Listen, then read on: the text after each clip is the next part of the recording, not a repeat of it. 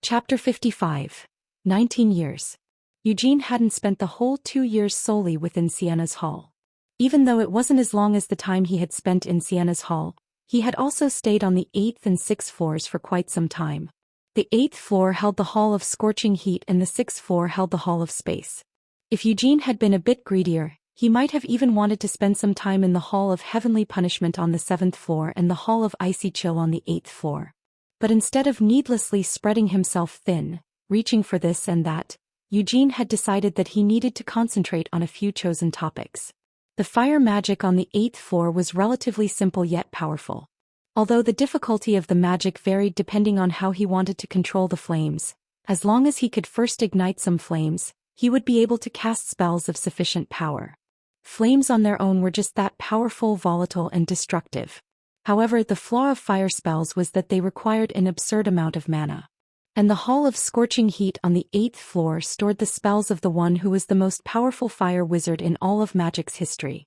Eugene held a personal interest in the blink spell on the 6th floor in the Hall of Space, and he also needed to learn spatial magic to use the Cloak of Darkness properly. The fruits of his study on the 8th and 6th floors had proven more than adequate. "So you're finally out." A voice greeted Eugene as he stepped onto the first floor of Akron. A middle-aged wizard who had been seated there got up to meet him. He waved his hand at Eugene while pasting on a friendly smile that seemed a touch too enthusiastic. "Was there something else you needed from me?" Eugene asked exasperatedly. This was Tremple Vizardo.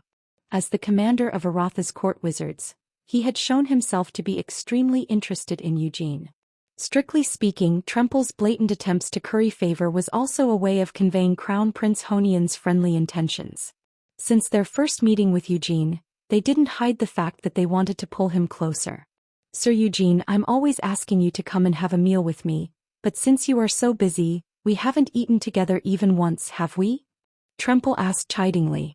Eugene replied, "I've already eaten. Even though I've heard that you haven't been out of Akron in the last 9 hours? There's no way Sir Eugene isn't aware of the rule that eating and drinking are not allowed in Akron," Tremple confidently declared. Looked like the director must have spilled the beans. Eugene glanced at the closed door to the director's office before replying, "It's just that I ate a bit too much at breakfast. If I had at least been able to move my body around a bit more actively, I would have digested it all already, but since I've just been sitting and reading, I haven't been able to digest anything." "You're saying that you weren't able to digest anything after 9 hours?" Tremple asked skeptically. "What's so hard to believe?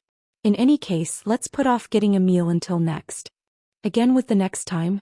"Sir Eugene, I didn't want to say this, but I've heard next time so many times that it feels like those words are getting stuck in my ear. I simply don't have an appetite right now." Although Tremple's gaze grew piercing, Eugene didn't change his reply. It was obvious what this old wizard was trying to talk to him about, promising him an important position in the court wizards and such. Aratha's court wizards corps was considered one of the best magic corps on the entire continent. The treatment the members received was correspondingly excellent, and many wizards wished to become a member. Though no matter how prestigious or impressive it might be, in the end it was still a military force, and during a time of peace like the one they had now, it was just another public office. "Do they think I'm crazy?" Eugene scoffed to himself. Eugene was only 19 years old. He didn't want to get tied down somewhere so soon. And among all his choices, he especially disliked the idea of joining a military force. No matter how peaceful the world was, an army was still an army. Although it would be easy to rely on the names of the Lionheart clan and Crown Prince Honian to get by in the hellish hierarchy-based system that was an army, Eugene still wouldn't be able to live as freely and as comfortably as he did now. Why is he trying to avoid such a great opportunity? Tremple thought to himself as he felt frustrated. Could he truly have accepted an offer from somewhere else? Such thoughts caused Tremple to become nervous. Eugene was currently the disciple of the Red Tower Master, Lovelian. Although the position of a Tower Master wasn't hereditary, if Eugene's talent was paired with Lovelian's teachings and the influence of the Lionheart clan, he would be sure to rise to the position of the Red Tower Master. Tremple couldn't allow this to happen. Aratha's towers of magic and the royal palace might be in a cooperative relationship, but they weren't truly of one mind. Tremple wanted to drag Eugene into the court wizard's corps by whatever means necessary. If he could achieve that, it would be easy for them to obtain the cooperation of the Lionheart clan with Eugene's background. There's no way it could be that old fogey Generic, Tremple decided. Generic Osman was the Green Tower Master. Tremple didn't believe that geezer could have swayed Eugene. Just think about it. When Eugene first arrived in Akron 2 years ago, Generic and the head of the Wizards Guild had been the only two to oppose granting Eugene an entrance pass until the last moment. It was understandable why the head of the Wizards Guild had taken such a position. Although it may have also been due to a question of fairness, there were surely personal feelings involved as well. The Black Wizard who had gotten close to Hewitt had been a member of the Wizards Guild. Though Balzac, the Black Tower Master, had been able to profess that he had had nothing to do with the incident, this left the head of the Wizards Guild in a position where he couldn't say the same. In Aroth, where the power lay firmly in the hands of the Towers of Magic, the strength of the Wizards Guild couldn't help but be diminished. Most perceived the Wizards Guild to be made up of a bunch of amateur wizards who weren't able to join one of the Towers of Magic, and unfortunately, they couldn't really deny the reality of this. But if that was the case, why had Generic also opposed it? The answer was simple. Because the one who had recommended Eugene was Lovelian. 300 years ago, when the wise Sienna had served as the Green Tower Master, 2 of the 3 disciples that she had taken had remained in the Green Tower of Magic, while the remaining disciple transferred over to the Red Tower of Magic. These days, Arotha's many wizards revered the wise Sienna as their great master. However, Generic and Lovelian were the only ones who could legitimately claim to be part of Sienna's line of succession. The 2 of Sienna's disciples who chose to remain in the Green Tower of Magic got married, had a child, and passed down their magic on to him. This child was the former Green Tower Master and Generic's father. There was no way that Generic's family would be on friendly terms with the Red Tower of Magic. According to them, the 3rd disciple's audacity to leave the Green Tower of Magic where their master had taught and take root in a different Tower of Magic bordered on blasphemy. Generic had inherited this line of succession through his blood and hated Lovelian even more. If Lovelian didn't exist, then only Generic would be able to claim the legitimacy of the inheritance Sienna had passed down to her disciples. This would grant his bloodline a power that could not be ignored in this magical kingdom that worshipped Sienna. So Lovelian's very existence could be considered a thorn in Generic's eye. This annoyance, Lovelian, also happened to be on excellent terms with the patriarch of the Lionheart clan. Due to this, Lovelian had even taken the Lionheart's eldest son into the Red Tower and given him special treatment. When that eldest son was caught doing something foolish, the adopted son of the Lionheart's family had been sent to replace him. That was why Generic had taken the opposing side on that issue. But after Lovelian took Eugene as his disciple, Generic began paying Eugene renewed attention. There was truth in the saying that in most cases, the other person's share always seems bigger. So out of jealousy, Generic hoped to somehow persuade Eugene to leave the Red Tower of Magic. Apart from the Green Tower of Magic and the Court Wizards Corps, many others were interested in Eugene. The White Tower of Magic, Melkith, who had had the Cloak of Darkness taken from her for a whole 9 years, hoped to somehow persuade Eugene to allow her to borrow WMOD again. Or if not that, she hoped to at least convince him to return the Cloak of Darkness. But these materialistic desires weren't the only reason she was paying attention to him, as Eugene had shown that he could freely control mid-level wind spirits. As for the Black Tower of Magic, although it wasn't openly stated, rumors had spread among the Tower Masters that Balzac was interested in Eugene. Due to the incident with Hewitt, the hostility between the Lionheart clan and the Black Tower of Magic had only deepened, so it seemed that Balzac somehow wanted to improve their relationship. Only the Blue Tower of Magic was showing complete indifference to Eugene. Tremple decided to change the subject. Ahem, Sir Eugene. Well, is your thesis going smoothly? Yes, it is, Eugene replied curtly. If you wish, I can help you review it, Tremple eagerly offered. Of course, I'm fully aware that your teacher, the Red Tower Master, is already in charge of your review. However, the more advice you receive, the better, right? Eugene started to reject him, although I'm grateful for your offer. Hold on. Don't refuse just yet. Feels a bit embarrassing to say this myself, but in the end, isn't the Red Tower of Magic specialized in summoning magic? Not only am I good at summoning magic, but I'm also capable in battle magic. After all, it's not like I'm the commander of the court wizards for nothing. Tremple quickly added, My advice is sure to be different from the advice given by the Red Tower Master, who specializes in summoning magic. Though that might be the case, it's not like Sir Tremple knows what kind of thesis I've been preparing, right? Eugene asked doubtfully. That's because the only one you've shown it to is the Red Tower Master.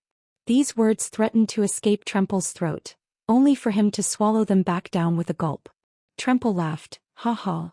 I might not know what it is, but I can find out just by reading it, right? I'm just as keen on the guidance of juniors as any of the Tower Masters.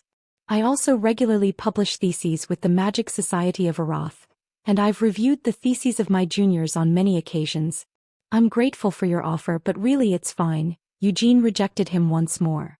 "Sir Tremple, if I accept your offer after having already gotten to this point, I'm afraid that I would be committing a great disrespect to my teacher, Master Lovelian. Ahem, but I've heard that the Red Tower Master's heart is as broad and as deep as the sea." Tremple flattered the absent Lovelian.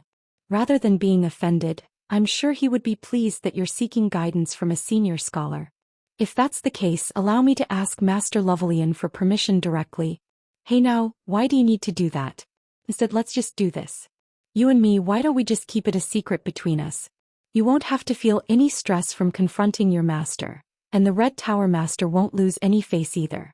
As for me, I'm just happy to be contributing to your research. Please excuse me." Eugene quickly slipped past Tremple without listening any further. Tremple reached out to Eugene with a face full of regret, but in the end he sighed and shook his head. Tremple silently cursed to himself, "Darn it. Fucking hell." Eugene had also spat out a curse as soon as he got some distance away from Tremple. If he said that he didn't want to do it, then Tremple should just accept it.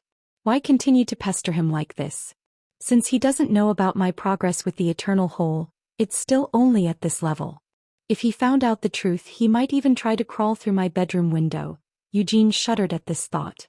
The only ones who knew that Eugene had managed to replicate the Eternal Hole with the White Flame formula were Lovelian and Mare. If Eugene were an archwizard at Tremple's level, upon replicating the Eternal Hole, anyone with sufficient mana sensitivity would be able to detect the state of his magic and the revised application of his mana. However, the ring flame formula that Eugene had created appeared no different from the White Flame formula until someone saw him casting a spell. In other words, they wouldn't be able to find the truth just from looking at him. This had several advantages for Eugene, as this meant that Eugene could completely hide his progress in magic from higher-level wizards. Lovelian had said that when looking at Eugene with magical sight, he didn't appear to be a wizard at all. This was obviously because he didn't have any circles. It also meant that even when he cast magic without using the ring flame formula, it would be difficult to detect the level of his magic. If they used the flow of his mana to estimate his level, he appeared to be around the 4th circle. But when he used the ring flame formula, if you set aside which spells you're using and just look at how much power they hold, you appear to be far beyond the 5th circle, Lovelian said once he had gotten over his surprise. They were currently in one of the underground laboratories beneath the Red Tower of Magic. Although Lovelian had been Eugene's teacher for the past 2 years, he had never spoken to or treated Eugene like he was a subordinate. "This means that your 1st circle fireball is stronger than a 5th circle volcano shot," Lovelian sighed in awe. The tidal wave of mana brought by the ring flame formula was paired with a perfectly efficient structure and a swift casting technique. And finally, the lack of any incantation. No wait, there was still something more. One of the many reasons the Eternal Hole was considered the pinnacle of the circle magic system, the ability to store spells without the use of any seals. Even without using a scroll, it was possible to immediately cast a spell that had previously been recorded in your own sea of consciousness with this technique. There was also no need to call out an incantation in the process. This was no different from replicating the way in which dragons cast magic. "I'm still limited to the 4th circle," Eugene said as he emerged from the black cloud of smoke. "Anything more than that and the spells won't come out of the Eternal Hole. Is my understanding of them still not sufficient?" "That shouldn't be the case, Eugene," Lovelian reassured him. "Simply put, it's likely just a matter of limited capacity. Because your ring flame formula isn't a perfect replication of the Eternal Hole after all. The Eternal Hole was a magic system that transcended the 9th circle, creating a ring with infinite mana and then creating an infinite amount of circles within that. The present Eugene fell far short of that level. Sir Eugene, you're currently substituting your cores for circles.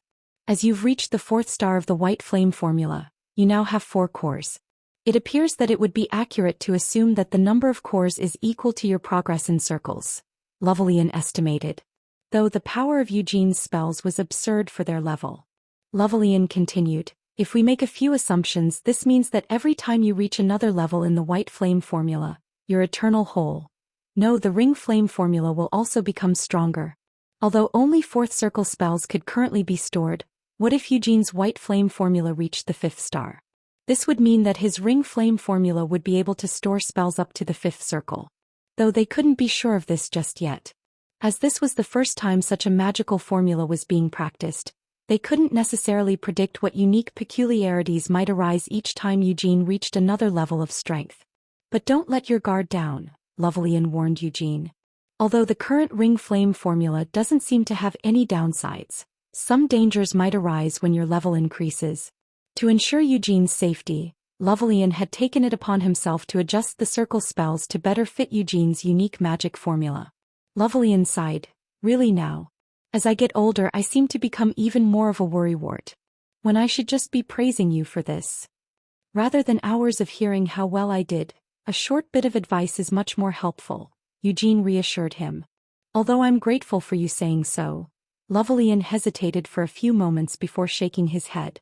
I've said this a few times before, but... Are you trying to bring up your warning about me not using magic from levels above my own? Yes. If he was using the ordinary circle magic formula, there was no need to give this sort of warning. This is because circle magic was systematic and safe. In the past, overconfident wizards had ruined their ability to use mana by trying to convert their existing magic formulas. But as the circle magic formula became more popular, the number of reckless wizards like them was greatly reduced. But generally, wizards of lower circles could not use the magic of higher circles. The 4th circle. No, there should be no problems with spells from the 5th circle depending on how many times you use them. But don't try to use magic from the 6th circle, Lovelian cautioned. The ring flame formula might not be able to store these higher level spells, but it was still possible for Eugene to cast spells from the higher circles on his own. Moreover, his innate calculation speed and absolute control over mana allowed him to even cast higher circle spells with speed. Although this was an astonishing surprise, it was also rather worrying for Lovelian. It was impossible to predict what kind of danger would arise from freely using something that should usually be impossible to use. Thanks to that, Lovelian had had to abandon the sleeping pattern he had adhered to for decades. It wasn't easy to change the existing circle spells to fit Eugene. But when he thought about the possible dangers that might arise when using higher circle spells, Lovelian couldn't help himself. When do you expect to finalize your thesis? Lovelian changed the subject. Probably before the end of summer, so it should be finished somewhere around September. For now, my goal is to have it completed before my birthday, Eugene stated. Although he had called it a thesis written for his self-satisfaction, it had been of great help to Eugene in organizing all the knowledge he had studied and researched. You said you have no intention of returning to the Lionheart clan immediately, right? Lovelian confirmed. Eugene nodded, yes sir. As there's no reason for me to head back right away. I'm sure that Gilead and Gerhard will be disappointed. Don't they still have Cyan to keep them company? I'm sure they'll forgive me for being away for a few more years since it just means that I'm coming back a little later, that's all. Seal was no longer staying with the Main family. She had left the Main estate last year and had gone to live at the Black Lion Castle on Uckla's Mountain. She had managed to become Carmen's squire just as she had hoped. But it wasn't like Seal had to stay there all the time. Just this year alone she had returned to the Main estate for her birthday. An invitation to the party had arrived but Eugene had ignored it. Cyan and Seal's birthday had been in February when Eugene happened to be so engrossed in his thesis that he couldn't spare any attention for anything else. If you aren't heading back to the Main estate right away, where are you planning to go? Lovelian asked curiously. Ice crabs are said to be a specialty of the Ruhr Kingdom. I've wanted to try some ever since I was little, Eugene hesitantly admitted. Lovelian asked doubtfully, do you really need to go all the way to the Ruhr Kingdom for that? There are currently a lot of shops selling ice crabs on the streets of Aroth alone. Won't it taste a lot better to eat them in their home environment? Eugene tried to sound convincing. Of course this was all a lie. Ice crabs? He had already eaten plenty of those pale king crabs during the winters he had spent at the main estate. I didn't know that you were such a gastronomist, Lovelian said with surprise. Eugene reminded him, you know I've always loved to eat since I was little. I always thought that you just liked the big chunks of meat for their protein. Lovelian trailed off thoughtfully. I like them because they're delicious, Eugene insisted. The Northern Ruhr Kingdom was the country that had been founded by that fool Molin. Eugene continued to work on his excuses. In Ruhr, I'll be eating ice crabs. And after that, I'll go to Nahama to see the oases. The oases? Lovelian questioned. I've heard that Nahama's cactus scorpions are a delicacy. This too was a lie. 200 years ago, a niece who had been revered as a saint by the Holy Empire of Uruz, had gone on a pilgrimage without even notifying the Pope of her intentions. After wandering around the world, she had been last sighted in the heart of the Nahama Desert. It seems that you really like crustaceans, Lovelian observed. To think that Eugene would go chasing after the cactus scorpions of Nahama once he had had his fill of king crabs in Ruhr. How about we get some lobster for dinner today? Eugene recommended with a cough. Chapter 56. What's with today? Eugene thought exasperatedly. There was no way this was a coincidence. This had to be a move by that commander of the court wizards who had been following him around like a trail of goldfish poop. But for now, Eugene put down the lobster claw he had been holding and got up from his seat. To think I'd meet such an honored personage in such a shabby place, Eugene trailed off. This place can hardly be called shabby, the person Eugene was addressing disputed. Even in all of Pentagon, this restaurant is quite famous after all. But you're not going to deny that you are an honored personage?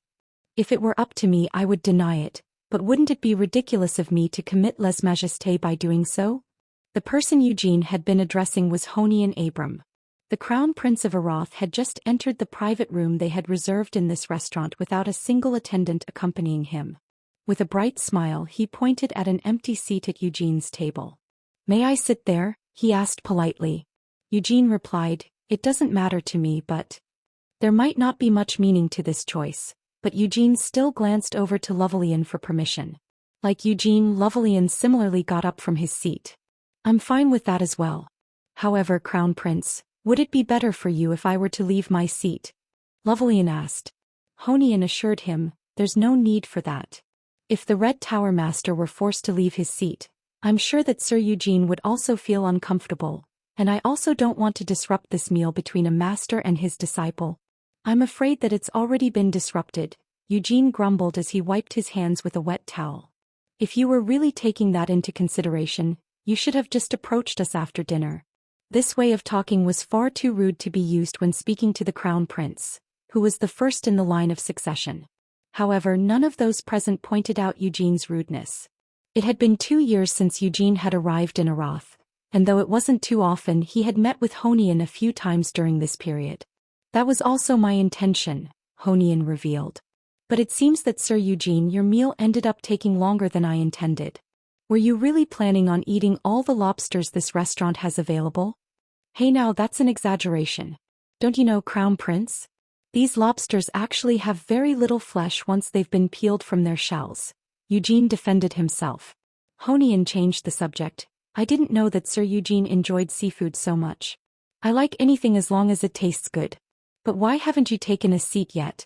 Eugene asked as he pulled out the empty chair. At this invitation, Honian laughed and took the seat. Seeing you show such unusual courtesy, it seems that walking all the way here has been in vain, Honian observed. You should have suspected it in your heart before you even came here, Eugene said. Well, that might be the case. Now then, let's see, it seems like it will take quite some time for them to serve us new dishes, so... Honian said, if you're inviting me to dinner, I'm afraid I'll have to refuse. If that's the case, then let's get straight to talking, Eugene said with a smile as he put down the wet towel. Though no matter what the Crown Prince offers, I'm afraid my decision will not change. Even if I'm promising you the position of the commander of the court wizards? Honian calmly replied as if he had been waiting for Eugene's refusal. I can guarantee this offer with my own good name. Eugene raised an eyebrow. I believe that should be outside your capabilities for now. In 10 years, Honian firmly declared. Although Honian had promised that the position would be his in 10 years, Eugene was still only 19 years old. Not a single wizard in Aratha's history had managed to become the commander of the court wizards at the young age of 29. Isn't that a little bit too optimistic? Eugene asked doubtfully. Honian calmly explained, in 10 years I will be the king of Arath. Even hearing these words was enough to be dangerous for the listener. However, this VIP-only room was designed so that any conversation taking place within it absolutely could not leak out. Moreover, the moment Honian entered, Lovelian had personally cast a spell to increase the room's protection against surveillance. That said, it wasn't like Honian's words were any less dangerous for all these precautions. I believe the reigning monarch should still have the final say on this matter? As Lovelion asked this question with narrowed eyes, Honian smiled brightly and raised both hands in surrender. Please don't get the wrong idea, he said. I have already received a promise from my father regarding the succession of the throne.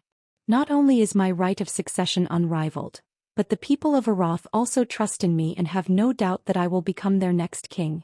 Even though that might be the case, your words were still inappropriate, Lovelian warned him. Despite having said this, Lovelian also had no doubt that Honian would be able to become the next king.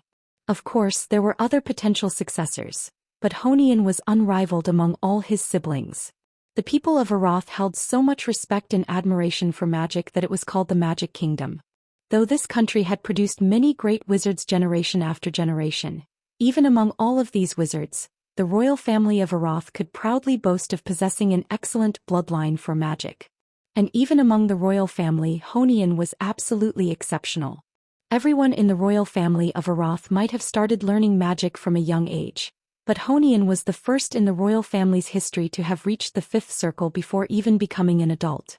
And it's not just compared to the rest of the royal family either, Lovelian mused.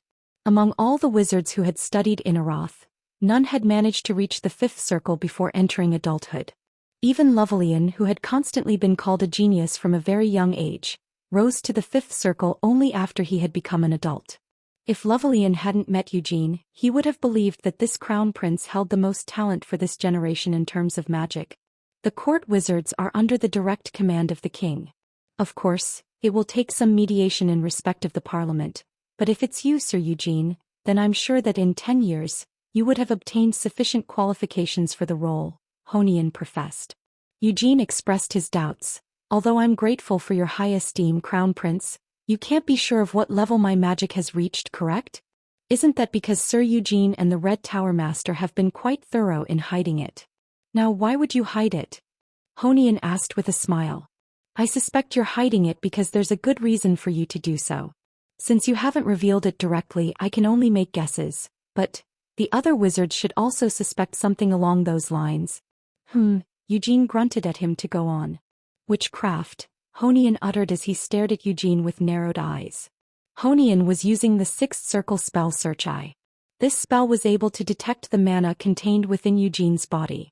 Just from looking at the amount of mana that Eugene possessed, he could tell that Eugene's mana was far beyond what an ordinary 5th circle wizard could possess.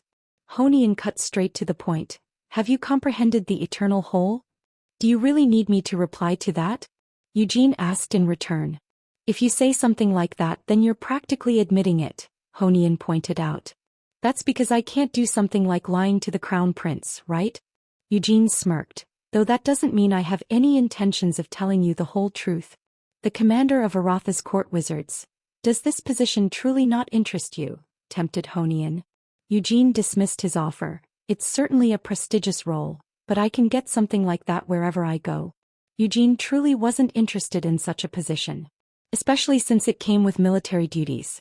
Besides, as he had just said, Eugene was confident that, with his abilities, he would be welcomed anywhere he went. Just solely in terms of national power, the Kiel Empire was superior to Arath. After all, only 3 countries in this vast continent were powerful enough to be called empires. The Holy Empire of Uraz, the Kiel Empire, and the Devilldom of Helmuth. At the moment, Eugene was just a member of the Lionheart clan. Although the patriarch of the main family hadn't held a noble title since the passing of the Great Vermouth, there were actually many members among the Lionheart's collateral branches who held high-ranking noble titles. If Eugene were to take up a title by swearing fealty to the crown, he would be able to obtain the lowest rank of baron with ease. If it's with Sir Eugene's skill, then of course that's the case, Honian agreed. But is it really impossible for us to tempt you to stay in Aroth with this position? It's not that I dislike Aroth or hate the thought of becoming a court wizard. It's just that I'm not that interested in it, Eugene confessed. Honian suddenly changed tracks. If that's the case, then what about knowledge? Unable to understand what Honian meant by that, Eugene tilted his head in confusion, but at his side, Lovelian's expression stiffened. Hesitantly, Lovelian asked, "Crown Prince, could you be talking about?" "Only the first volume of witchcraft has been stored in Akron," Honian said in a calm voice as he stared directly at Eugene.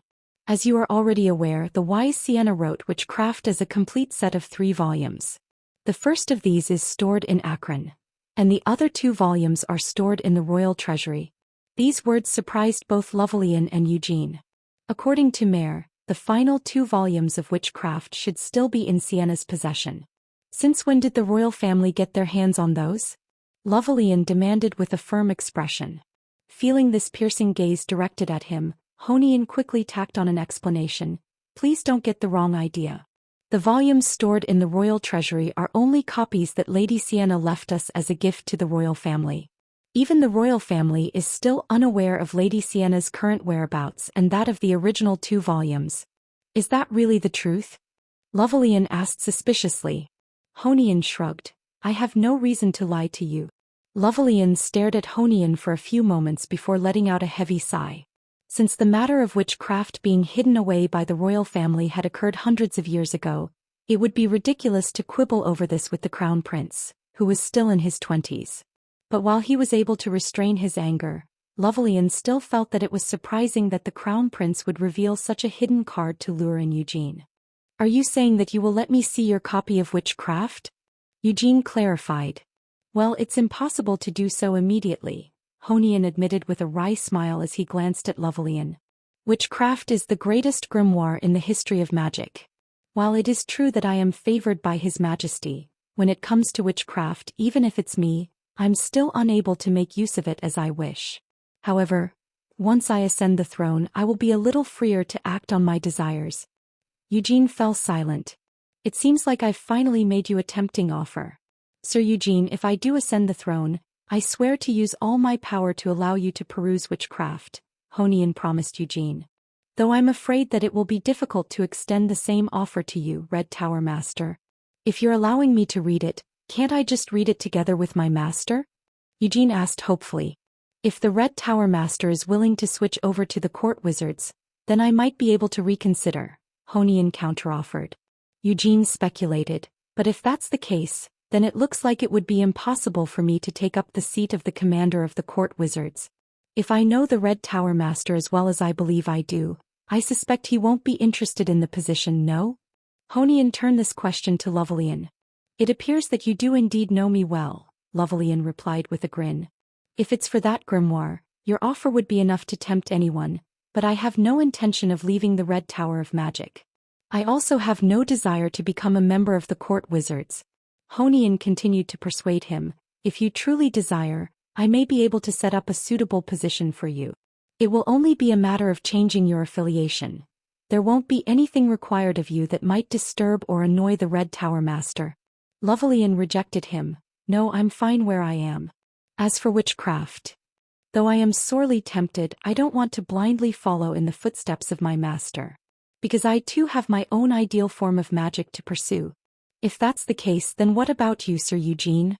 Honian turned to Eugene. But was there really any need for Eugene to consider? For the past 2 years, Eugene had surely felt what a truly amazing grimoire witchcraft was. Even after viewing it hundreds of thousands of times, it was still hard for him to comprehend. It was already so difficult to understand when you could see it right in front of you, but Sienna had managed to create witchcraft in the first place all by herself. Since the single volume stored in Akron was already so incredible, how extraordinary would the remaining 2 volumes be? And it wasn't just that. There might be other clues leading to Sienna's current location in the remaining 2 volumes of witchcraft.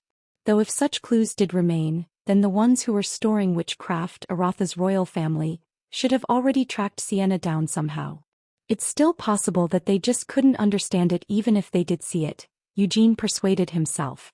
Eugene knew Sienna very well. Even if Arotha's royal family hadn't spotted the clues she had left behind, if it was Eugene he might still be able to find them. Eventually Eugene asked, "But you were saying that it's impossible for now, correct?" Since that was the case, then he couldn't just accept the offer immediately. If it would only become possible to read witchcraft after Honian ascended to the throne, then this could be put off as a matter for 10 years from now. Eugene continued, "Since that's the case, I'll be sure to stop by Aroth after the crown prince has ascended the throne. Let's talk about this matter again at that point." "So you're saying that you'll think about it?" Honian asked. "It's truly a mouth-watering proposition, but honestly speaking, there's no need for me to join the court wizards immediately, is there?" Eugene pointed out. Honian was lost in thought for a few moments. To be honest, he'd been hoping to hear Eugene's immediate acceptance so that he could quickly recruit Eugene into the court wizards. This was all to ensure the stability of his plans. Although his right of succession could not be shaken, in order to deal with those cunning old foxes in the parliament, he needed power other than that granted to him by his right of succession. Honian had the support of Arotha's court wizards. Even in this magic kingdom, the court wizards was a magical corps that was renowned for their skill in combat magic. However, with this alone, Honian felt that he wouldn't be able to keep in check the power of the 5 Towers of Magic or the Wizards Guild, the latter of which was closely tied to the parliament. The fortunate thing was that for now the Towers of Magic remained neutral. That being said, the Wizards Guild was still a concern. Even though they were made up of wizards who were unable to enter the Towers of Magic, the guild overwhelmingly surpassed the Towers of Magic in terms of pure numbers. Also, the guild had a close relationship with the parliament that truly governed Arotha's affairs.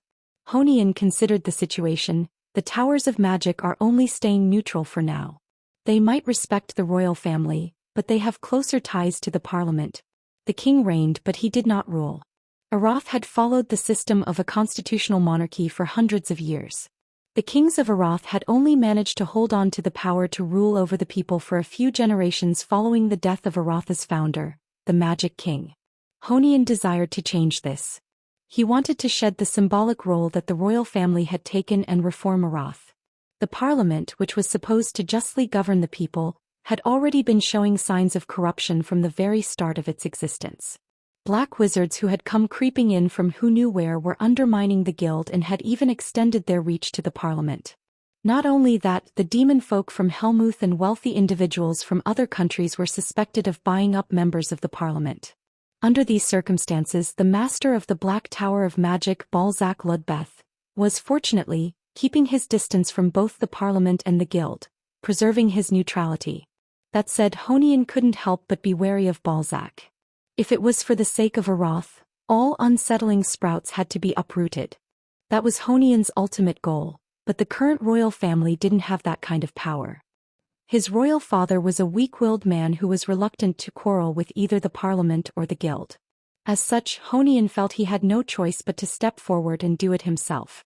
If I can just pull in Sir Eugene to become the commander of the court wizards, I'll be able to borrow the Lionheart clan's strength, Honian thought. In truth, he didn't enjoy having to do this. Since it was Arotha's problem, shouldn't Aroth be the one to fix it? Honian continued plotting. If I manage to rope in Sir Eugene, I'm sure the Red Tower Master will also lend his strength. It's a well-known fact that the Red Tower Master hates the Black Tower Master.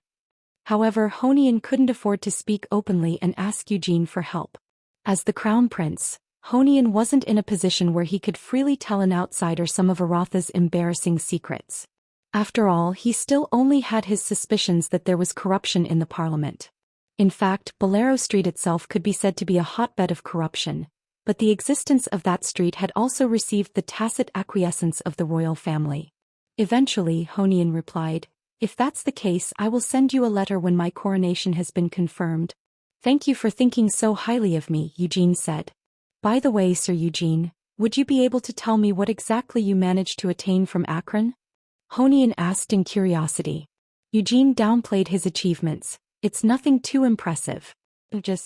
I've come to feel that magic truly does have extraordinary possibilities, and I've managed to learn just a small amount of knowledge."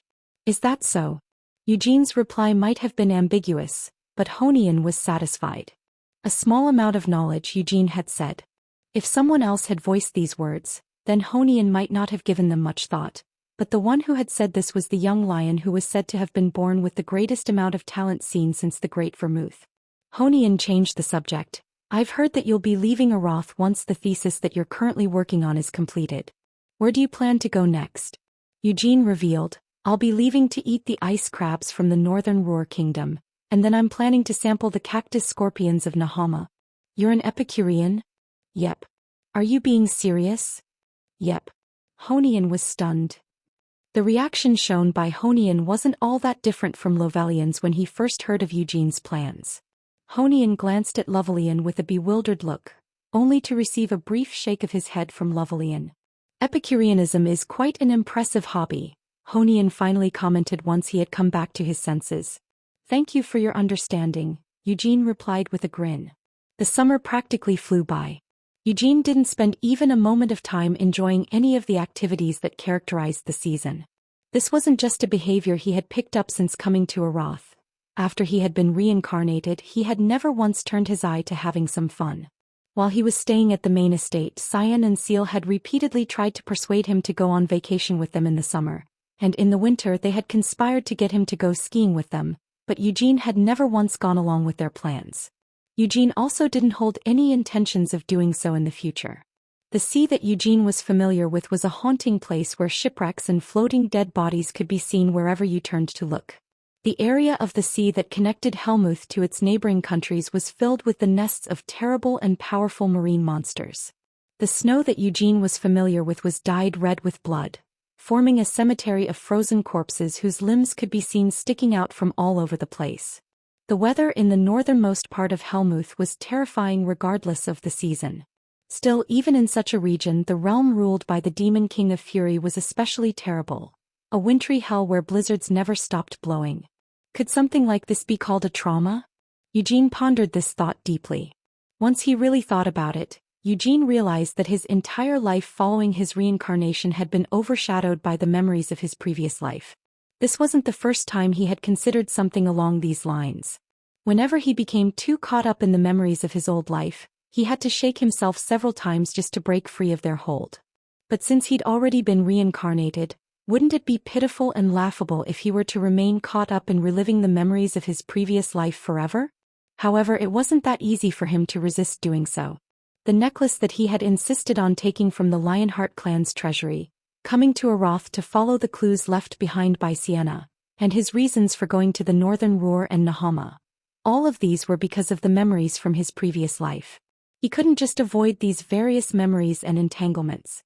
Although he had already lived for 19 whole years since he'd been reincarnated, the time he had spent as Hamel was still a lot longer. The length of Eugene's existence fell far short of Hamel's experiences. Well, in the end, they're both me. Eugene clicked his tongue as he tilted his chair backward. He didn't want to spend too long worrying about a problem with no easy answer.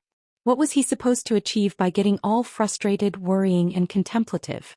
He may have been reincarnated, 300 years may have also passed, and even his name may have changed, but could he really just ignore all the memories from his past life? How could anyone do something like that? Eugene sighed as he reached this conclusion. Meanwhile, across from him, Mare was reading Eugene's thesis with wide-open eyes. The thesis was meant to be just for self-satisfaction, a thesis that was never intended to be published, but that didn't decrease its value. In the first place, wasn't a thesis just meant to show off what someone had managed to learn? In that sense, Eugene's thesis was impressive. Although other wizards may not be able to understand it at first glance, Mare, as witchcraft's artificial intelligence, was able to fully comprehend this thesis. The cores and the eternal whole have reached a perfect combination through this. There might be a few innate imperfections, but, structurally, it's reached a level where I can't see any way to improve it, Mare observed.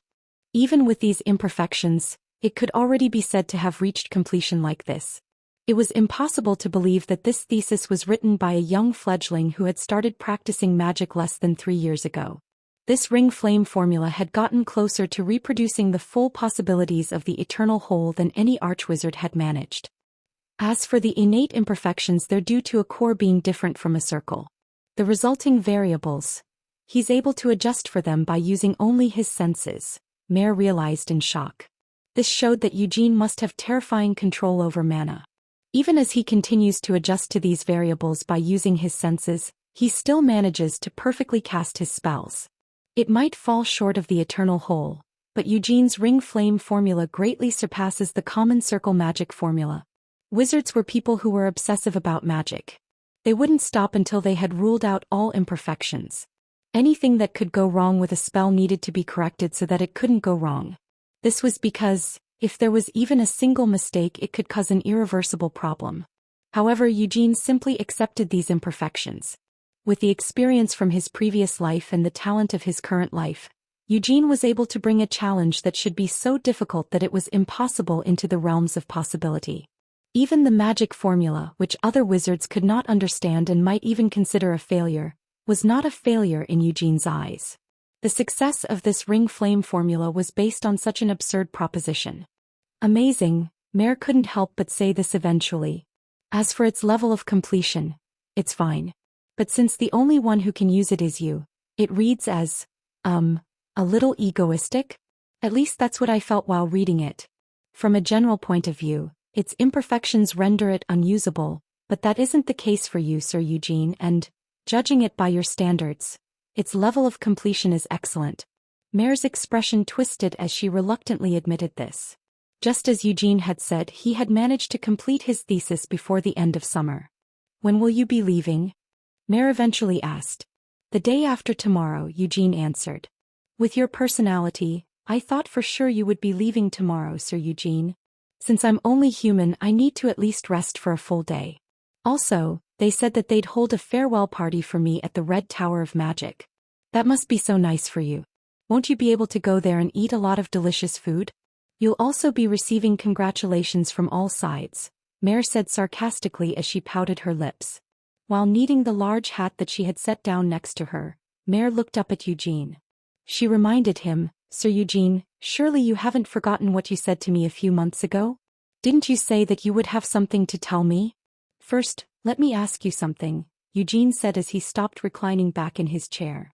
The things we've talked about, are you able to pass them on to someone else? Geez, are you really suspecting me right now? Mare demanded as flames of anger flared in her eyes. Are you asking me this because you're afraid I might have told another wizard what we've talked about when discussing your thesis? Well, have you ever said anything? I haven't. Sir Eugene, do you know how much those sons of bitches, the Green Tower Master and a few others have been annoying me when you're not around? Even if you haven't told them anything, can't they just force you to say something? Huh. I never realized you were that kind of person, Sir Eugene. Can you really not trust someone? No. Something like me? Even if those bastards tried to dissect both witchcraft and me, I would absolutely never say anything. Why not? Because I've been programmed not to do so. This isn't something special regarding you. It's a function meant to preserve the safety and privacy of all wizards permitted to enter Akron. I have stored the recorded information and conversation of all the wizards who have done research in Sienna's Hall, not just yours, Sir Eugene, in the deepest depths of witchcraft storage files. Unless those bastards decide to completely destroy witchcraft, there's no way that Sir Eugene's information will be exposed to the outside world. Are you sure about that? When Eugene asked this question with a grin, Mare couldn't stand it any longer and let loose a scream. Arg, really? Eugene snickered as he watched Mare struggle to catch her breath. If you're going to be that thorough about it, make sure not to let what I'm about to tell you to leak to anyone else, Eugene ordered. Mare sighed. I've already said I'll do that. How many times must you ask me?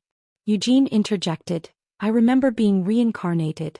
As soon as Eugene first started speaking, Mare immediately fell silent. Mare glared at Eugene with narrowed eyes before spitting out.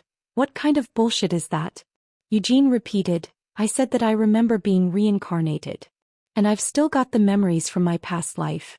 Mare scoffed. No, I heard you, and that's why I asked, what kind of bullshit is that? Are you trying to make fun of me right now? It's so unfunny that I can't even force myself to laugh. My name in my past life was Hamel Dinez. Eugene continued speaking in a calm voice. His name in his previous life was Hamel Dinez.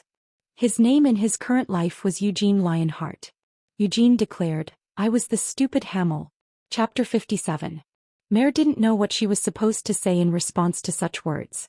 Could Eugene usually be described as quite a joker? Although he didn't joke all the time, it also wasn't like he had never told a joke. If that were the case, should she just treat these words as Eugene having made a rare joke? Right, I understand. So you were the stupid Hamel in a previous life. Since you have been honest with me, allow me to tell you my secret as well. I'm actually the wise Sienna. Hamel, you son of a bitch. Just when she was about to say all this, Mare changed her mind and asked, "Are you being serious when you say that?" Although his words were hard to believe, and it would probably be best to think that he was joking as far as Mare knew, Eugene wasn't a person to tell such a nonsensical joke at a time like this. Eugene hadn't just said something like this out of the blue. He had already revealed that he might say something that sounded absurd to her several months ago, and just before that he had persistently asked her if she was able to keep his secrets. "Are you afraid that I'm lying?" Eugene asked with an amused smirk. Seeing this expression, Mare avoided his gaze and muttered, "Your claim is hard to believe after all. Actually, there was nothing that special about being reincarnated. While this might not apply to an artificial intelligence like Mare, most people in this world were reincarnations of someone. However, it was near impossible to find someone who still had memories from their previous life before they had been reincarnated. Occasionally, you could meet people in this world who would tell you about their past lives, but most of them had some form of mental illness. Could Eugene be such a mentally ill person? Mare shook her head. Although it's hard to believe if what you're saying is true, then I can suddenly understand many confusing things about you, Sir Eugene. Such as? Eugene asked curiously. The speed with which Sir Eugene has grown. It had only been a little over 2 years since Eugene started learning magic. Was it really possible for someone like him to have comprehended witchcraft in such a short time? Someone who wasn't an archwizard who practically lived and breathed magic, but instead a young chick who had just started practicing magic? No. The truth was that Eugene hadn't comprehended witchcraft in terms of magic. Instead, he had simply understood the form that mana took in order to form the eternal whole of witchcraft. With his innate mana sensitivity, Eugene had merely imitated it and then adapted his imitation to better suit himself. From Mare's point of view, she couldn't believe such an act was really possible, even if Eugene was so talented that he was called a genius. Among the wizards who had been allowed entry into Akron, where could you find one who hadn't been called a genius at one time or another? However, if Eugene could remember his past life and if he truly had been the stupid Hamel, the companion of the great Vermouth in his previous life. Stupid Hamel was a unique individual in many ways. While staring at Eugene, Mare continued speaking. The wise Sienna grew up in the forest of the elves, where humans were not allowed to enter, and personally learned magic from the elves. The brave Molin was the son of the tribal chief of the Buyur tribe, a tribe of the indigenous people who live in the frigid lands of the north, and his tribe was one that was especially recognized for its skill in battle. The faithful Anise was a saintess candidate who had been carefully nurtured by the cardinals of the Holy Empire of Uras. Mare was trying to say that they had all come from amazing backgrounds. As Mare was just saying, the great Vermouth. He was a slave, Eugene interrupted her as he drew on the memories of his previous life. Vermouth was one of a group of slaves who had been abducted by the demon folk to be used as sacrifices. In order to somehow survive, he stole a sword from a demon folk, and even though it was his first time even wielding a sword, he managed to cut his way through dozens of demon folks and black wizards responsible for transporting the slaves. Then, as he was leading the slaves to escape Helmuth, he managed to kill hundreds of demonic beasts along the way. Honestly, I always thought of that story as an exaggeration, Mare confessed. Because that's what myths are usually made up of. Although I didn't see it happen myself, it was probably the truth. That guy was a real monster, Eugene said with a grin. Vermouth hadn't enjoyed talking about his past. But Hamel had heard this same story dozens of times from Molin. The snowfield where the Buyur tribe had been living bordered Helmuth. Vermouth had led the slaves across that snowfield to escape Helmuth, and that was where he had first met Molin. Mare hesitantly resumed. The stupid Hamel was particularly unique even among that party of heroes. He, like Vermouth, didn't really stand out from the start. And he didn't even come from a special background. Hamel had been a mercenary. Before that, he had lived in a small village. After the village was destroyed by a monster attack, he picked up a sword to survive. He had also nursed a desire to get his revenge on these monsters and harbored a hatred for the demon kings who had caused these monsters to go crazy in the first place. Like that, Hamel had lurked in the depths of the mercenary life for many years. He hadn't learned magic from the elves like Sienna, nor had he received a staff made from a dragon heart. He didn't receive the support and guidance an empire could provide like a niece. He wasn't born as the son of a tribal chief like Molin, nor was he made to confront nature with his own body as soon as he could walk. He wasn't born with an absurd amount of talent like Vermouth, nor did he kill dozens of black wizards and demon folk the first time he swung his sword. Before becoming a mercenary, Hamel was just the type of kid you could find anywhere. If he hadn't become a mercenary, he would have gone his whole life without knowing he had a talent for fighting. This was the stupid Hamel. Although he came from the most ordinary background in this party of heroes, he grew to the point where he could stand shoulder to shoulder with the others in just a few short years. Did Sienna talk about me? Eugene asked. No. However, I've also read the fairy tale several times. Mare took a deep breath and looked up at Eugene. If you really are the reincarnation of Hamel, then I can understand your inexplicable growth rate. Because Hamel was also like that. Hamel, who appears in the fairy tale. Although he was an extremely unpleasant person, he stands out the most among all the heroes when it comes to how much he grew over the journey. Not necessarily, Eugene replied with a smirk. What I mean by that is, I was only good at improving rapidly when I first turned my hand to something. But even with that, I was unable to surpass my own limits. Vermouth was the god of war. He could wield all kinds of weapons and was even skilled with magic, to the point where he was called the master of all. Although Sienna always insisted that their fields of specialty were different, Vermouth's magic was definitely superior to Sienna's in some ways. Mare wasn't sure how to respond. Eugene continued, I was always trying to surpass Vermouth. Since I didn't even have the chance to learn magic, I gave up on it at the very start, and from then on I turned my attention to becoming proficient with swords and spears. I wanted to defeat Vermouth so badly that I even went and trained my fists as well. However, I was never once able to beat Vermouth. Hamel had once thought that he was a genius. While he was deluding himself like this, getting drunk on his own sense of superiority within the confines of his small well, Vermouth was already flying high in the sky. Hamel had done everything he could to catch up to him, but he had still been left in the dust. During their journey, Hamel had sparred with Vermouth several times, but it was always Hamel who ended up kneeling on the ground, his head bent in defeat. Was that the case? Mare asked doubtfully. Had Eugene just said all this because he wanted her to comfort him? Mare honestly couldn't quite understand Eugene's feelings. Although the shadow Hamel had cast couldn't help but fall short when compared to Vermouth, from an ordinary person's point of view, hadn't Hamel still been quite the absurd monster himself? What's the point of being called a genius by others? Eugene asked after he noticed the sullen look in her young eyes. I'm saying that Vermouth was such a motherfucker that I couldn't help but want to defeat that bastard at least once in my life.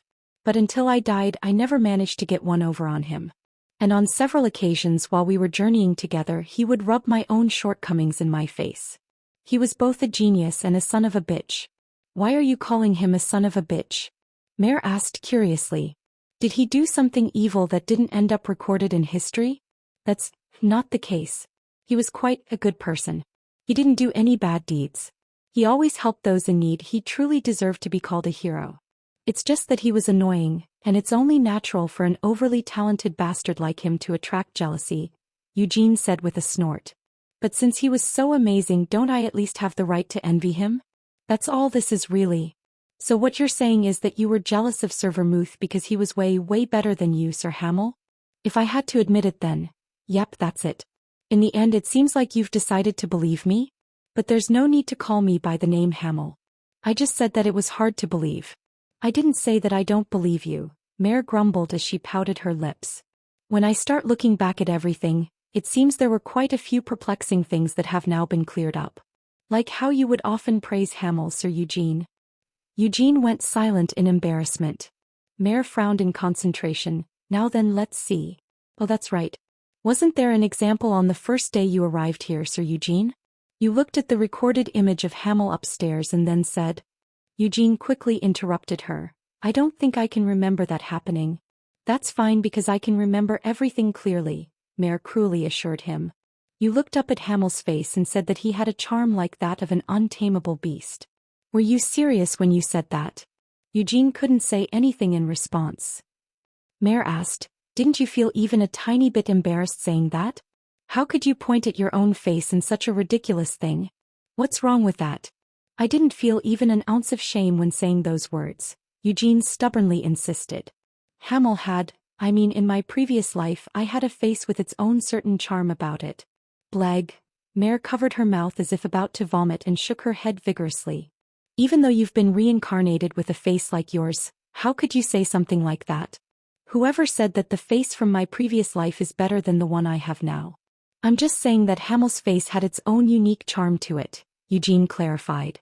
By the way, as she said this, Mare's expression changed. She narrowed her eyes and stared at Eugene as she asked, "Why have you suddenly told me something like this? There's no real reason for it. If you're expecting something from me, then it's useless. I really don't know anything about Lady Sienna's current whereabouts. I didn't tell you this because I wanted you to tell me something like that," Eugene said as he stood up with a grin. "It's just I've been looking at you for the past 2 years. Although I already vaguely felt this when I first met you, I've realized that you really resemble Sienna. Both in looks and in personality. That's because I was created based on Lady Sienna's childhood version of herself," Mare mumbled as she turned her gaze away from him in embarrassment. Eugene asked her, "Do you believe that Sienna is dead?" "There's no way she's dead," Mare denied vehemently. "I also believe that," Eugene agreed as he turned his head to look at Sienna's portrait. "Since 300 years have passed, it wouldn't be strange for her to have died. But I don't feel like that chick Sienna was someone who would have just passed away without even leaving behind a will. That goes for the rest of them as well." Mare stayed silent. Of course, since a lot of time has passed, I can't be sure if their personalities have changed greatly. But even so, can a person ever really change completely? Do you really think so? Definitely, with a bright smile, Eugene extended a hand to Mare. "That's why I'm going to go looking for them." But Eugene flicked the tip of the large wizard's hat that Mare was wearing with his fingertips. Mare's eyes widened to circles as she looked up at Eugene. "Sienna, Molin, and Anise. They all must still be alive somewhere in the world. That's what I believe. So I just need to go and find them," Eugene declared confidently. His large hand came to rest on top of Mare's head. Usually Mare would have thrown his hand off in disgust, but she wasn't able to do so now. "Don't you miss Sienna as well?" Eugene asked her. Stunned, Mare responded, "Why yes, I definitely do. If that's the case, then that's even more reason for me to go and drag her back here. Sienna is also quite the bitch, don't you think so? After all, she's been neglecting the cute familiar she made herself for the past 200 years. Please don't insult Lady Sienna. It's fine for me to insult her. Do you know how many insults I had to endure from Sienna 300 years ago? That damn brat, she called me a bastard and an asshole no matter what I did." "Oh, that's right, didn't you say you have a good memory? Do you remember that idea I brought up with you a while ago? Are you talking about your suspicion that Lady Sienna is the author of the fairy tale?" "That's right. You might have said it was bullshit when you first heard it, but no matter how much I think about it, I can't help but feel that it's pretty plausible. In the first place, that fairy tale has some quite significant details for a story that was apparently stitched together from the rumors floating around." "What do you mean by quite significant?" "Just what I said. In my opinion, the fairy tale was either written by Sienna or Anise. The two of them might have even written it together." In the face of Eugene's agitation, Mare's expression grew strange. As she plainly stared at Eugene's face, she recalled the image of Hamel that had been left upstairs. "So Hamel." "No, Sir Eugene, according to what you are saying, Lady Sienna is the one who wrote the word Sienna, I like you in the fairy tale?" Mare asked doubtfully. "Those fucking words, I never said anything like that," Eugene insisted. Mare continued, "Then that means Lady Sienna would have recorded you saying something that you didn't actually say. Why would Lady Sienna do such a thing? Are you trying to fuck with me?" Eugene growled. Mare frowned. "Please stop spouting such nonsense. I absolutely cannot imagine that Lady Sienna would add words like beautiful and elegant in front of her own name." Eugene hesitantly admitted, "Perhaps Anise was the one who wrote it. Her personality was really well twisted and rotten. Although that fairy tale only records Anise's saintly appearance, the real Anise was practically an evil twin of that one." "Ah yes. Of course that's the case." Saying this, Mare raised her hand and waved it in front of her nose. Unsure of what that gesture meant, Eugene just blinked his eyes. "Please take off your hand," Mare requested. Eugene asked, "What's wrong? In the past you've always slapped my hand away." "I'm just trying to show you the respect that Lady Sienna's comrade deserves," Mare confessed, feeling embarrassed. That's quite gratifying, Eugene said with a smirk as he took his hand off Mare's head. Mare hopped off her chair and hesitated for a few moments before taking a deep breath. Sir Eugene, can you swear an oath? Mare asked. About what? Eugene returned her question. About the fact that in your past life, you really were the stupid Hamel. I'm willing to swear, but let me just say this first. Since I'm Hamel, can you stop adding that damn stupid epithet in front of my name? Then what should I say? The asshole Hamel? How about the amazing Hamel? Or the wonderful Hamel? It looks like you really are envious that the word great is stuck in front of Vermouth's name. Eugene coughed in embarrassment. Ahem. In any case, if you are truly the reincarnation of Hamel, please swear an oath on it, Mare sincerely pleaded.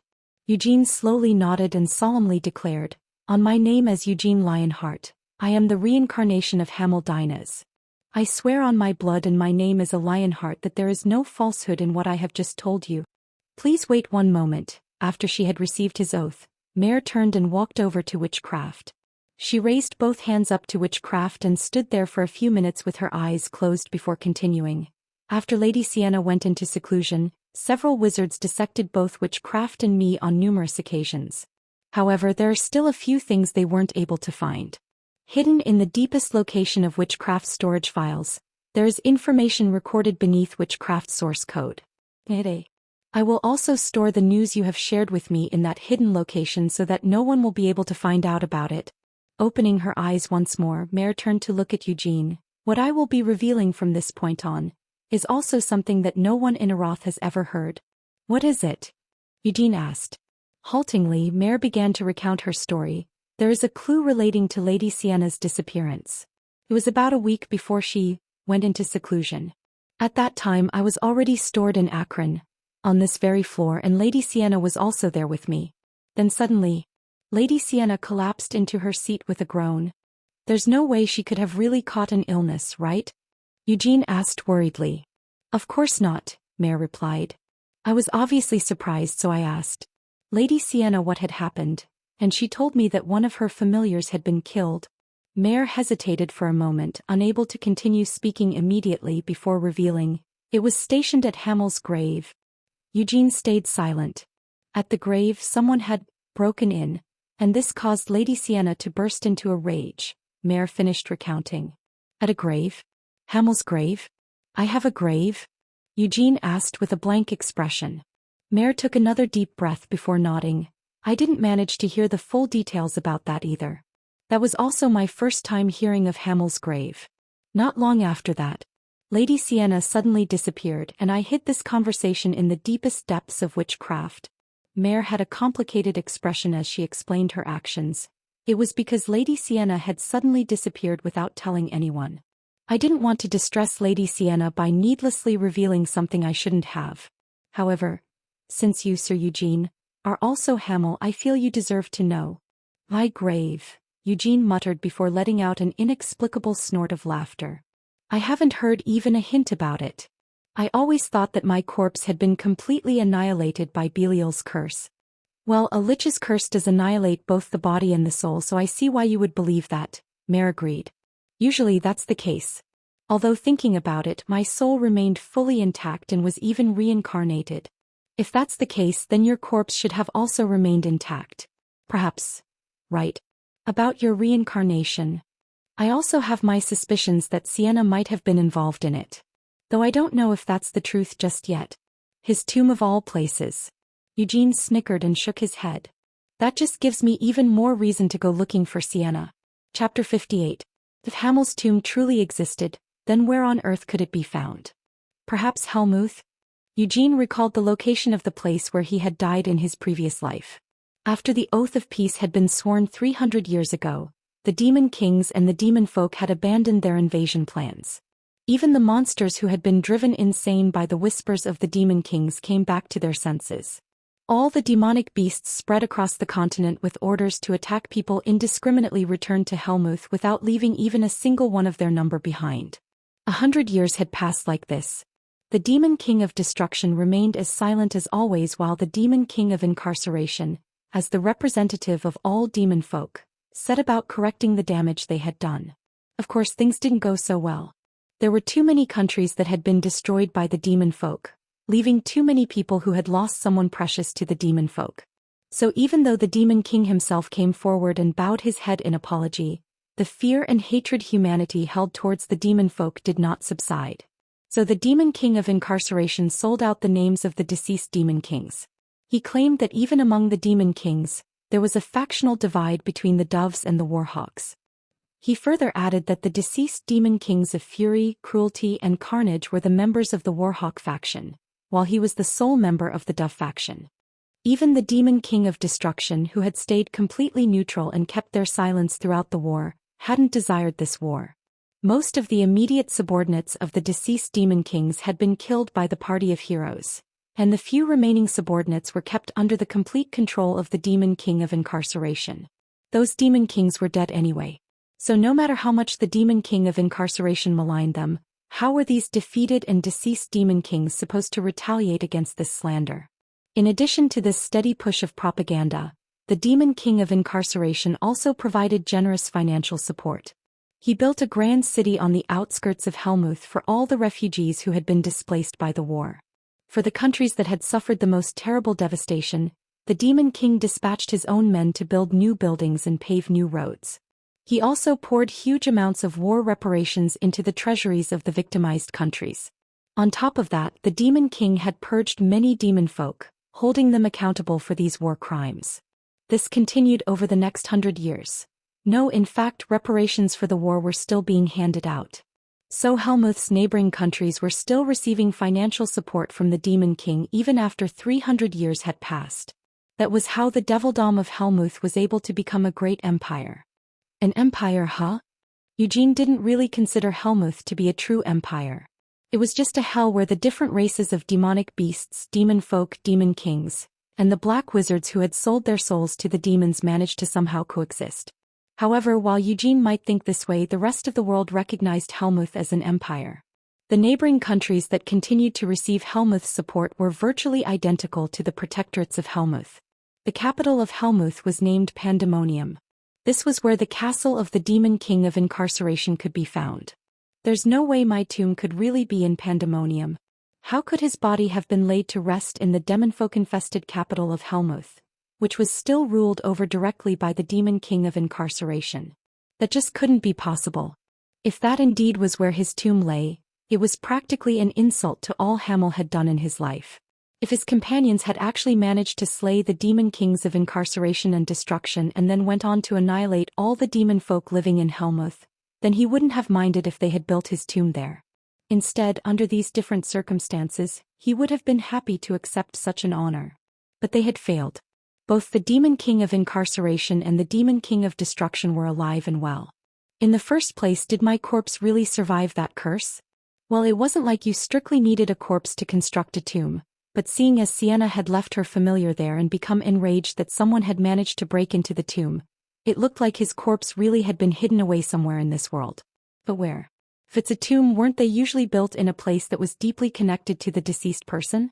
There was no way it would be in the demon king of incarceration's castle, so Eugene suddenly realized, could it be in my homeland? If it's a place suitable for building a tomb, wasn't his homeland the most likely site? Eugene recalled his homeland, which he had never been too attached to in his previous life. Hamel's hometown had been located in the frontier regions of the Tiraz kingdom. Although he didn't know what it was like now, it had been an extremely unpleasant place to live back in his previous life. Monsters frequently emerged from the nearby forests, and pirates from the mainland of Tiraz often came in raiding from across the sea. Sir Eugene, a voice called out to him. Eugene had been in the middle of taking a walk outside of Akron to organize his thoughts. As he heard this voice suddenly call out to him, Eugene gritted his teeth in annoyance. For some reason, the wizards who were showing an interest in him seemed to really like the idea of an accidental meeting. Was it because they wanted to make the meeting seem more casual? But if that was the case, they should at least properly hide all the obvious signs. The wizard waiting for him had been shuffling around impatiently as if he was just begging to be noticed. And when Eugene failed to show any reaction and just ignored him, the man had started talking to him anyway. Is there something you need? At this midnight hour, Eugene bit out impatiently. I was actually following you, Sir Eugene, the man admitted. Still, at least it was fortunate that the man who had come looking for him was Balzac Ludbeth and not the commander of the court wizards or the Green Tower Master. Balzac walked out from under the magic streetlight and smiled at Eugene. "I've actually been following you ever since you left Akron. Did you not notice, Sir Eugene?" Balzac asked him. "I noticed it immediately," Eugene revealed. "I just kept quiet since the Black Tower Master seemingly pretended not to recognize me." "You seem to be in a bad mood," Balzac observed. "Well, what's new about that?" Eugene scoffed. "That's true. However, it seems that your mood just happens to always be bad whenever we happen to meet. Could it really be because of me?" Balzac asked politely. "It seems you're well aware of the truth," Eugene nodded. He had met the Black Tower Master quite a lot of times during the past 2 years he had spent in Arath, though they hadn't really talked much whenever they met.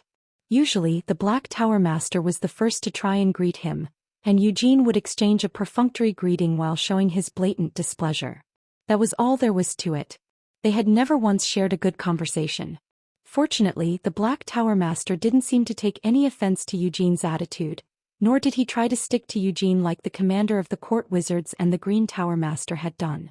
Balzac got straight to the point. "I've heard that you will be leaving Arath. Where did you hear that from?" Eugene questioned. "I've heard it said in many places. Sir Eugene, could you really have believed that rumors would not flow even after the Red Tower of Magic began to prepare a farewell party for you?" Balzac appeared surprised. "It seems that the position of the Black Tower Master is actually pretty comfortable since you have so much time to carefully listen to the affairs of the other towers of magic. Wouldn't it be better for you to use such passion to pay more attention to the activities of your own Black Tower of Magic?" Eugene suggested. Balzac shrugged. "Even without me getting involved, the wizards of the Black Tower of Magic are doing fine on their own. Thanks to that, I'm very free." Even though Eugene had openly rebuked him, the Black Tower Master's smile never wavered. Eugene disliked this Black Tower Master. Honestly speaking, he hated Balzac and felt disgusted by him. During his past 2 years in Arath, Eugene had heard various rumors about the man several times. Balzac Ludbeth was quite a unique individual even compared to the other Tower Masters. Decades ago, Balzac hadn't been a black wizard. Originally, he used to be a member of the Blue Tower of Magic, and on top of that he was an outstanding wizard who was almost certain to become the next Tower Master. The current Blue Tower Master was Herodis Usland, but when Balzac was still in the Blue Tower of Magic, Herodis had always been evaluated to be worse than Balzac. Balzac should have risen to become the next Blue Tower Master within a few years, but he had suddenly left the Blue Tower of Magic and gone to Helmuth. The reason he gave was that he wanted to broaden his knowledge of magic. 10 years later, Balzac, who returned from Helmuth, had already become a black wizard. Immediately after returning to Arath, he transferred his membership from the Blue Tower of Magic over to the Black Tower of Magic. Then, while winning the recognition of the Black Tower Master and receiving the overwhelming support of the other black wizards, he rose to become the new Black Tower Master. After rising to the position of the Black Tower Master in this manner, Balzac didn't appear to do anything within the environs of Arath. Balzac had even managed to maintain a good relationship with Herodis, who had become the Blue Tower Master, and he reached a friendly consensus with the Blue Tower of Magic itself. He showed respect to the royal family while also being close to the Parliament. He also stayed on good terms with both the White Tower of Magic and the Green Tower of Magic. The only tower that kept its distance from Balzac was the Red Tower of Magic, with Lovelian as its Tower Master. And this was only because Lovelian truly hated black wizards, not because the Red Tower of Magic as a whole held any enmity toward the Black Tower of Magic. In other words, even though Balzac was a black wizard, he was able to get along well with everyone around him. Just from what Eugene had seen, Balzac's approach was extremely sensible. He went so far as to bow his head in order to show the Lionheart clan his respect, and he didn't use the influence of the Demon King of Incarceration behind him to take control of the situation or place pressure on anyone. At first glance, he appeared to be quite a nice black wizard. But from Eugene's point of view, there was simply no such thing as a good black wizard. In Eugene's opinion, the only good black wizards were dead corpses or cripples unable to use magic. "You must be happy to be so free." Since he wasn't feeling too good, Eugene couldn't help but be sarcastic. Although Eugene was openly frowning at him, Balzac just nodded with a grin. "And it seems that, Sir Eugene, you have it hard with how busy you are," Balzac noted in amusement. "Oh wait. Could Balzac truly just let Eugene's rudeness pass without a comment? It seemed that Balzac was still only human after all, so how could he accept being treated this way by someone a lot younger than him? Although Eugene didn't know the reasons for it, this was the first time Balzac had responded with anything other than sheer politeness. Balzac waved his hand. "Ah, please don't get me wrong. I didn't mean that to be sarcastic, Sir Eugene." Saying that just made his previous words sound even more sarcastic. Eugene didn't reply immediately and just flatly stared at Balzac. Balzac got back to the point of this conversation. "Now then, what was I saying? Right, I've heard that you will be leaving Arath the day after tomorrow and would then be heading over to Roer and Nahama. It seems you've got quite a lot to say today," Eugene observed. "It's because I have some concerns about you, Sir Eugene," Balzac explained. Eugene hesitated. Concerns? All of a sudden, Eugene's brows furrowed as he stared at Balzac. Balzac continued, "The northern Roer kingdom is close to Helmuth. So why does that matter?" Eugene asked eventually. "It's relevant because the Lionheart clan's influence won't be able to stretch that far," Balzac warned. Originally, the Roer strictly prohibited the entry of all demon folk and black wizards, but since 5 years ago, the royal family has become especially stubborn about it. Eugene listened quietly. "There are a lot of demon folk in Helmuth. Among them, there are also those who seek to go against the will of my master, the Demon King of Incarceration. In the first place, the Demon King of Incarceration is not the only Demon King who reigns in Helmuth. By that, do you mean to say that the Demon King of Destruction is preparing to make a move? How could that be?" Balzac shook his head with a short chuckle. "That isn't the case at all. The Demon King of Destruction, well, they don't enjoy violence. Also, they've always shown respect to the Demon King of Incarceration. If the Demon King of Incarceration isn't making a move, then the Demon King of Destruction also won't make any movements.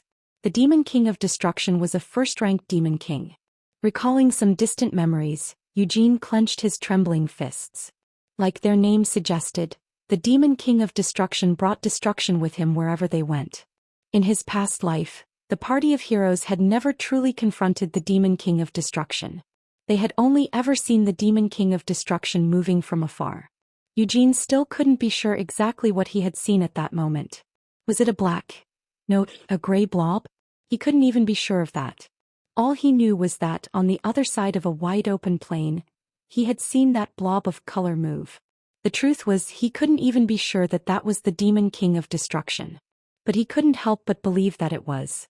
Something like that wasn't destruction, then what on earth could even be called destruction?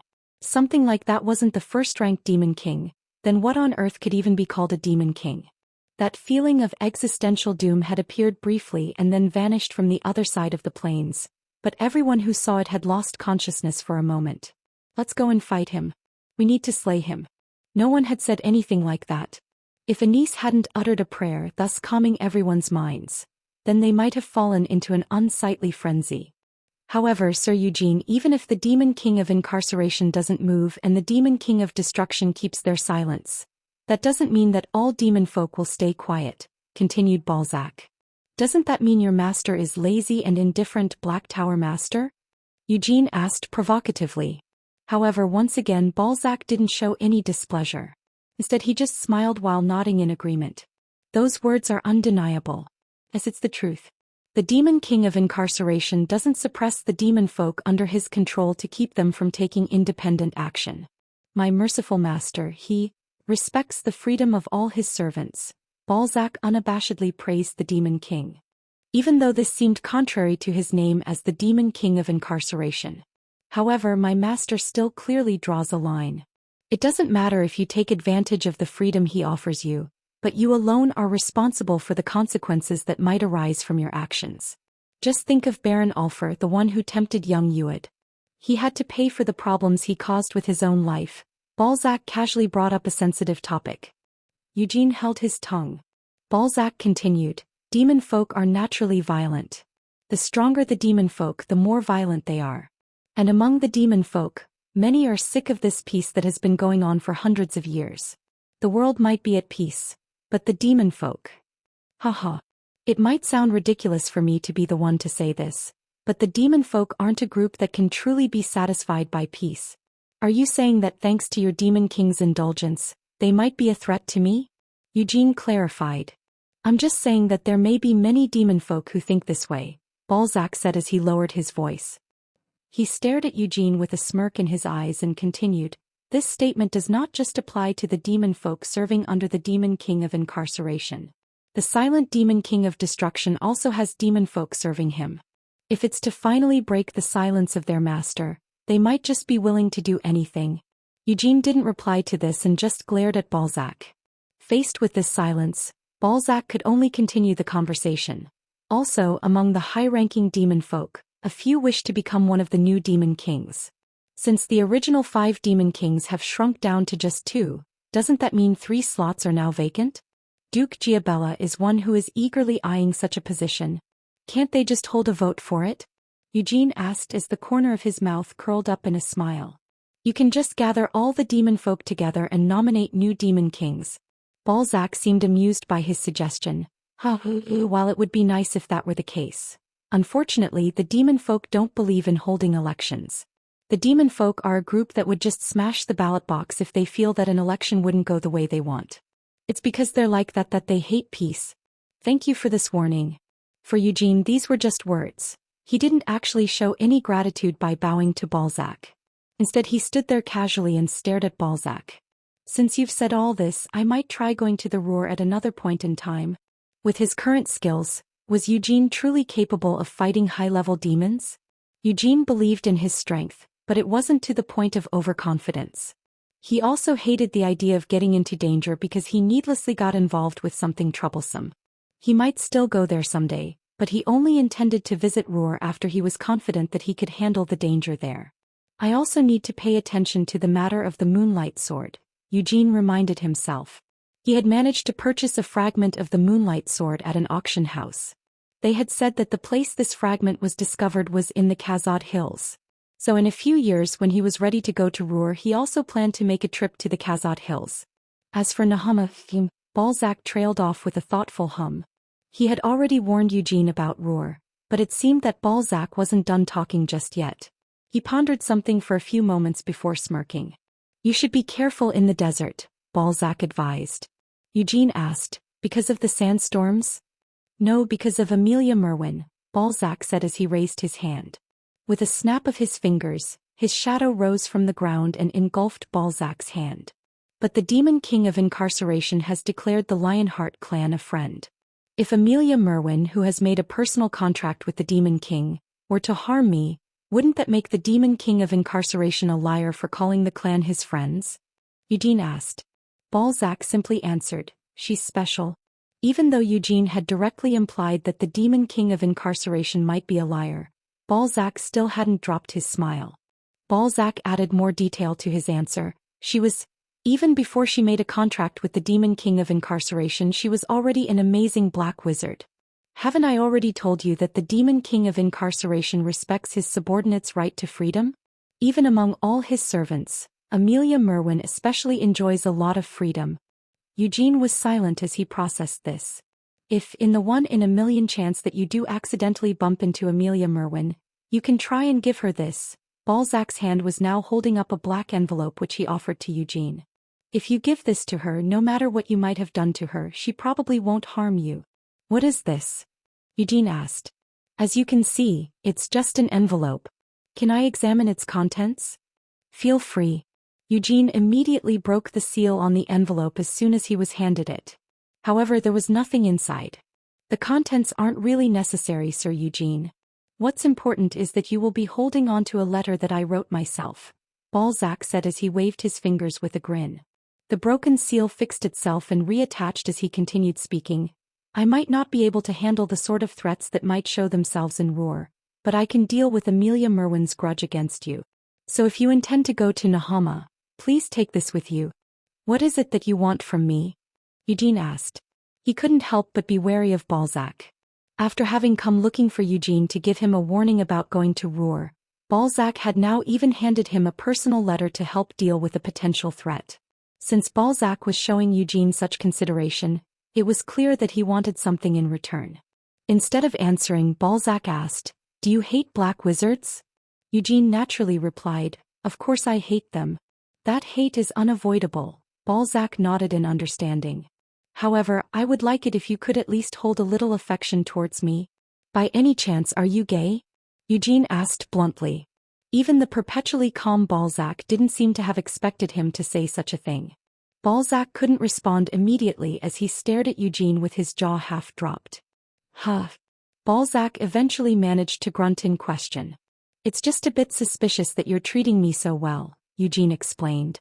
Although I don't really have any inclinations to that side of things, since the Black Tower Master has been so kind to me, I can't help but feel a little distressed and worried. Worried? Balzac gave a strangled yelp. For my chastity or even... Although I've said this already, I have no interest in that side of things, Eugene repeated. Hold on.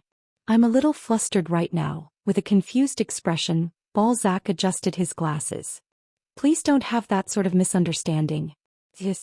I only want to build a friendly relationship with you, Sir Eugene. Merely, as one human to another. Yes. So please don't get the wrong idea. Isn't that the case with everyone here, not just myself? You might still be young, but we all know that you have a lot of potential, Sir Eugene. For now, I will receive what you've given me with gratitude. Eugene hastily stowed the personal letter into the cloak of darkness. However, it feels like I won't be able to repay this favor anytime soon. So I guess I'll just be going then. Ah yes, Balzac seemed relieved. If I could, I would have liked to invite you to my farewell party tomorrow. But having said that, please don't actually show up, Eugene requested. Although I do truly feel that way, the human mind really is an ambiguous and strange thing. At the moment I'd like to invite you, but if I did see the Black Tower Master show up to my farewell party tomorrow, I feel like I'd be more upset than pleased by it. I won't be going, so please don't worry about it. Now Balzac just seemed exhausted. I am amazed at the magnanimity of the Black Tower Master at having said so. Well then, I will see you later. With a quick bob of his head, Eugene turned around. After gazing at Eugene's receding back, Balzac let out a snort and shook his head. Even though he spent the last 2 years living in the Red Tower of Magic, the only ones that Eugene had really gotten to know were Lovelian and Hera.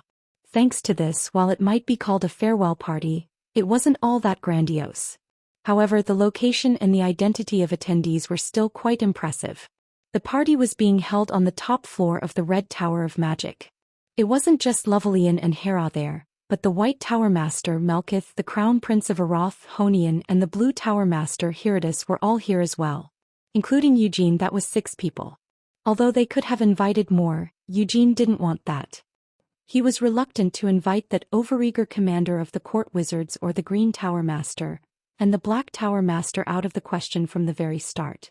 Why did you invite me? The Blue Tower Master asked Eugene. Honian and Melkith had developed good relationships with Eugene. However, Herodis and Eugene had barely said anything to each other. Occasionally when they came across each other within Akron, they would exchange casual greetings and that was it. It's not like we're completely unfamiliar with each other, Eugene noted.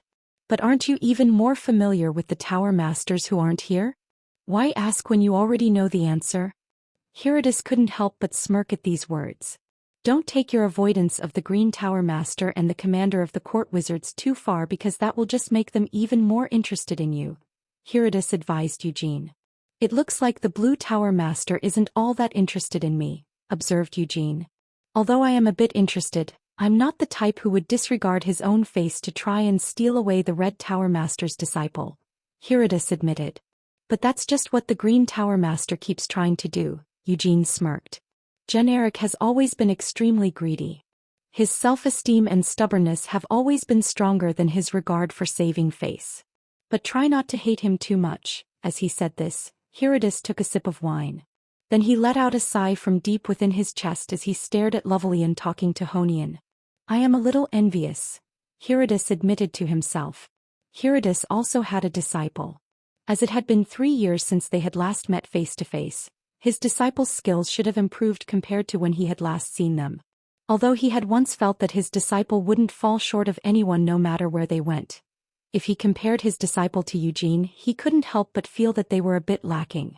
Although I was sure that it would be the case, it looks like you haven't invited Balzac, Herodis said eventually. Eugene couldn't deny it. Yes, well, my master would also be displeased by it, so... Eugene felt pleased by the direction this conversation had taken. He turned to look at Herodotus with bright eyes. Could I ask what type of person the Black Tower Master is? Eugene asked him. What kind of answer do you want to hear? Herodotus didn't seem flustered by the sudden question. Eugene admitted, I've heard that the Black Tower Master used to be part of the Blue Tower of Magic in the past. So you want to hear about Balzac's past? Or do you want something more recent? Herodotus continued to ask. Is there a big difference between the two? Eugene questioned. They're not that different. Even in the past, Balzac was mysterious and it was hard to tell what he was thinking. Though that's still the case today. Herodotus chuckled as he shook his wine glass. Herodotus seemed to be looking dozens of years into the past within his swirling wine. Haltingly he began to speak. What I still can't understand is why Balzac left the Blue Tower of Magic. At the time I was inferior to Balzac. Though I'm afraid that might still be the case. There's no way, Eugene encouraged him. No, I'm speaking seriously. I can say this since I'm from the same generation as Balzac. He could have become the most outstanding tower master in the history of the Blue Tower of Magic. However, I guess that wasn't enough for him. It's not like I can't understand why that might be. No matter how amazing a human's magic is, in the end, it's still just a human's magic. It's impossible to surpass the magic of a demon king, though after having said this, Herodotus burst into laughter. Of course that's not an absolute. Because there's the wise Sienna as the exception to this. That's why I have to ask Eugene, just how much have you been able to understand about Lady Sienna's magic? You're really asking me if I truly understood it? I just made sure to observe it diligently, Eugene said humbly. However, you must have gotten something. But don't worry about telling me since I have no intention of spying on your research. Herodotus assured him before falling silent for a moment, lost in thought. When he came out of it he said, So I've heard that you're going to Nahama. Yes, Eugene confirmed. The desert is a harsh place, Herodotus warned him. It's hot and there are a lot of sandstorms. This is important advice, so make sure not to forget it. If you insist on going to Nahama, make sure to hide the fact that you're a Lionheart once you've entered. My master also told me to do that, Eugene reported. Herodotus provided some more information. Currently things there are unsettled. Lately the assassins of Nahama have been seen wandering around during the day rather than solely at night. Hopefully they won't try to persecute you just because the Lionheart clan is part of the Kiel Empire. But there's nothing wrong with keeping your guard up regardless, right? I'll be sure to keep your words in mind. Eugene had no intention of ignoring the old wizard's advice. It's not like his words were meant to insult Eugene. Herodotus had said this because he was worried about Eugene. In the same vein, Eugene also had no intention of ignoring Balzac's advice. Eugene judged, if there is a scheme going on rather than Molin, Anish should be the one behind it. Most recently, 100 years ago, Molin had been sighted attending the ceremony to commemorate the founding of Roar. But Eugene couldn't even imagine how Molin, that fool, might have had anything to do with his reincarnation. 1. Just a small reminder from it that Anish was last seen in the desert of Nahama. That's why Eugene feels like it's more important to go to Nahama than to Roar, since he is inclined to believe that she knows more about his reincarnation than Molin.